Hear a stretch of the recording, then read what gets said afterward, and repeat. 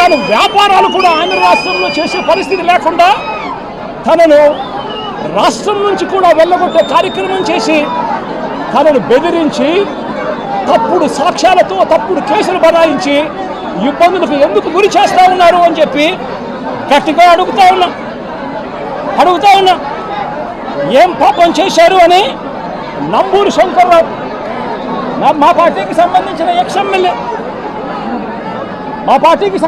Ex MLA Namburu Shankarrao ఏం పాపం చేశారు అని చెప్పి ఆయన మీద కూడా తప్పుడు కేసులు బనాయిస్తా ఉన్నారని అడుగుతా ఉన్నా ఏం పాపం చేశాడు అని చెప్పి బ్రహ్మనాయుడు నంబూరు శంకర్రావు అన్న బ్రహ్మనాయుడు అన్న ఇద్దరు ఎక్స్ ఎమ్మెల్యేలు ఒకరు పెదకూరుపాడు ఒకరు వెనుకొండ ఇద్దరు ఎక్స్ ఎమ్మెల్యేలు ఏం పాపం చేశారు అని చెప్పి వీళ్ళని చిత్రహింసలకు లోను చేస్తూ తప్పుడు కేసులన్నీ కూడా బనాయించే కార్యక్రమం ఎందుకు చేస్తూ ఉన్నారని అడుగుతా ఉన్నా. నా పక్కనే తెనాలి ఎక్స్ ఎమ్మెల్యే శివ ఉన్నాడు.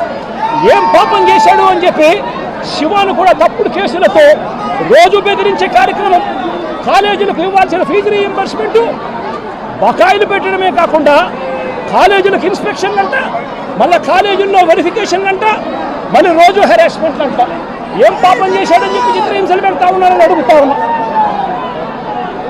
ఏం పాపం చేశారు అని చెప్పి ఇదే కమ్మ సామాజిక వర్గానికి సంబంధించిన మా పార్టీ సానుభూతి పరుడు తాను మాత్రమే పోచాని కృష్ణమురళి నెల రోజుల పాటు సినీ దర్శకుడు ఆయన డైలాగులు రాస్తారు సినిమాలలో. ఆయన కేవలం మా సానుభూతి పరుడు మాత్రమే. అలాంటి ఆయన్ను నెల రోజులు జైల్లో పెట్టారు.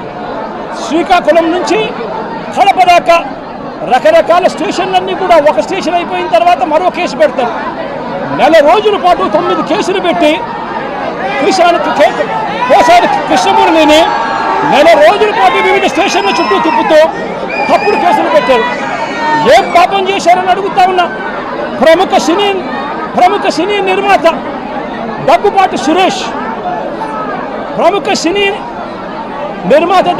సురేష్ దగ్గుపాటి రామానాయుడు కొడుకు ఏం పాపం చేశాడు అని చెప్పి తనకు వైజాగ్లో తన ల్యాండ్ను క్యాన్సిల్ చేశారు అని చెప్పి ఇదే చంద్రబాబు నాయుడు గట్టిగా నిలదీస్తూ అడుగుతా ఉన్నా. ఏం పాపం చేశారు అని చెప్పి రాజ్కుమార్ను తన భార్య కృష్ణవేణిని మంగళగిరికి సంబంధించిన వాళ్ళు, రాజ్కుమార్ అనే వ్యక్తి కమ్మబ్బాయి, కృష్ణవేణి అనే వ్యక్తి కమ్మబ్బాయిని పెళ్లి చేసుకుంది.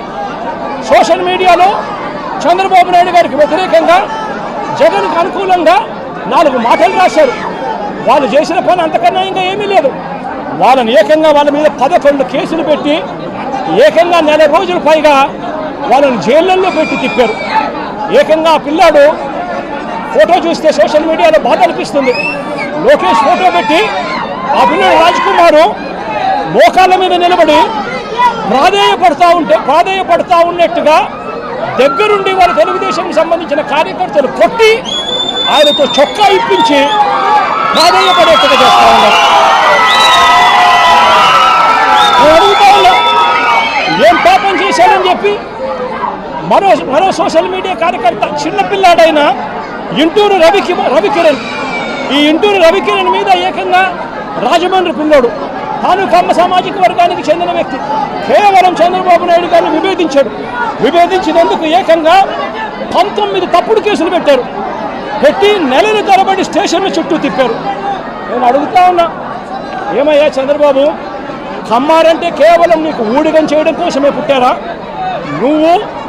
నీకు తోడు ఒక ఈనాడు, ఒక ఆంధ్రజ్యోతి, ఒక TV5, మీరంతా ఒక దొంగల ముఠ.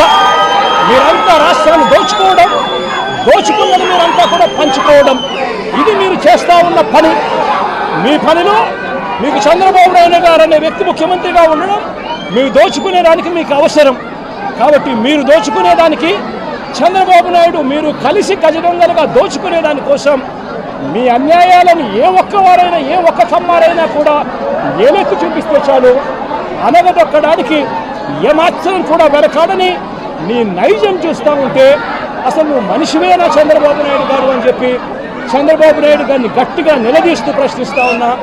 చంద్రబాబు నాయుడు గారిని వెనకేసుకొస్తూ ట్రోలింగ్ చేస్తూ చంద్రబాబు నాయుడు గారికి ఎవరైనా కూడా వ్యతిరేకిస్తే వాళ్ళు కమ్మ సామాజిక వర్గంలో తప్పు పుట్టారన్నట్టుగా వాళ్ళ మీద కక్ష కట్టి ట్రోలింగ్ చేస్తూ ఇదే ఈనాడు, ఇదే ఆంధ్రజ్యోతి, ఇదే TV5, ఇదే తెలుగుదేశం పార్టీకి సంబంధించిన సోషల్ మీడియా వీళ్ళు ప్రవర్తిస్తూ ఉన్న తీరు రాక్షసుల కన్నా అన్యాయమైన తీరు కాదా అని అడుగుతా ఉన్నా. నేను ఒకటే చెప్తా ఉన్నా, ఈరోజు రాష్ట్రంలో రెడ్ బుక్ రాజ్యాంగం జరుగుతూ ఉంది. రేపు సుదీర్ఘంగా 11 గంటలకు మళ్ళీ ఒక ప్రెస్ మీట్ పెట్టి రాష్ట్రంలో ఇవాళ జరుగుతూ ఉన్న కరెంట్ అఫైర్స్ మీద ఇంకా సుదీర్ఘంగా కూడా చంద్రబాబు నాయుడు గారు చేస్తూ ఉన్న అన్యాయాల మీద రాష్ట్ర ప్రజలందరికీ కూడా కరెంట్ అఫైర్స్ మీద మళ్ళీ వివరించడం కూడా జరుగుతుంది. అయితే ఒకటే ఒక మాట చెప్తా ఉన్నా, చంద్రబాబు నాయుడు గారికి చెప్తా ఉన్నా, చంద్రబాబు నాయుడు గారికి ఒత్తాసు పలుకుతా ఉన్నా పోలీస్ డిపార్ట్మెంట్లో ఉన్న కొందరు అందరూ కాదు కొందరు పోలీస్ డిపార్ట్మెంట్లో ఉన్న కొందరు పోలీస్ అధికారులకు కూడా ఈ సందర్భంగా తెలియజేస్తా ఉన్నా, ఎల్లకాలం చంద్రబాబు నాయుడు గారు అధికారంలో ఉండరు. చూస్తూ 1 సంవత్సరం అయిపోయింది. మరో 3-4 ఏళ్లలో మా ప్రభుత్వం వస్తుంది. మా ప్రభుత్వం వచ్చిన తర్వాత ఒక్కొక్కరికి సినిమా చూపిస్తామని చెప్పి మాత్రం ఖచ్చితంగా చెప్తా ఉన్నాను. ఎందుకంటే అన్నకు చేసిన అన్యాయం, అన్న లాంటి వాళ్ళకు చేసిన అన్యాయం ఈరోజు రాష్ట్రంలో ప్రతి గ్రామంలోనూ కనిపిస్తూ ఉంది. ఈ గ్రామంలో ప్రతి గ్రామంలో కనిపిస్తూ ఉన్న ఈ అన్యాయాలకు నేను ప్రతి అధికారికి నేను ఒకటి చెప్తా ఉన్నా, ఈ అన్యాయాలలో మీరు భాగస్వాములు కావకండి. భాగస్వాములు అయినారు అని అంటే మాత్రం చంద్రబాబు నాయుడు గారితో పాటు మిమ్మల్ని కూడా బోనెక్కిచ్చే కార్యక్రమం ఖచ్చితంగా చేస్తాము అని చెప్పి ఖచ్చితంగా హెచ్చరిస్తా ఉన్నాం. రాజేష్ అనే పేరు చెప్పినా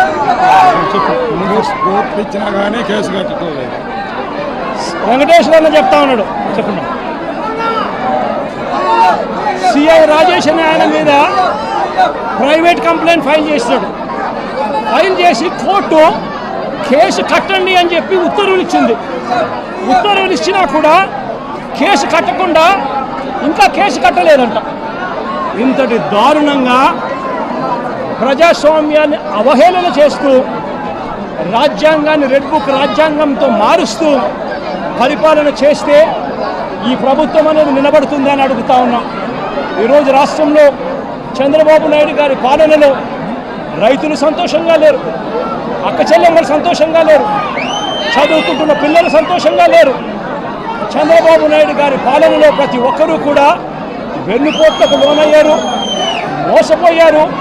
ఆయన అబద్ధాలు మోసాలకు వీరంతా కూడా బలైపోయిన పరిస్థితుల మధ్య రెడ్ బుక్ రాజ్యాంగంతో ఉచ్చలవిడి కరప్షన్తో ఈరోజు రాష్ట్రంలో పూర్తిగా లా అండ్ ఆర్డర్ కూడా పూర్తిగా నాశనమైపోయిన పరిస్థితుల మధ్య ఈరోజు పరిపాలన సాగుతూ ఉంది.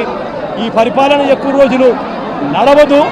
దేవుడు ప్రజలు ఇద్దరు కూడా గట్టిగా మొట్టికాయలు వేసే రోజు త్వరలోనే ఉందని మాత్రం ఖచ్చితంగా చెప్తా ఉన్నా.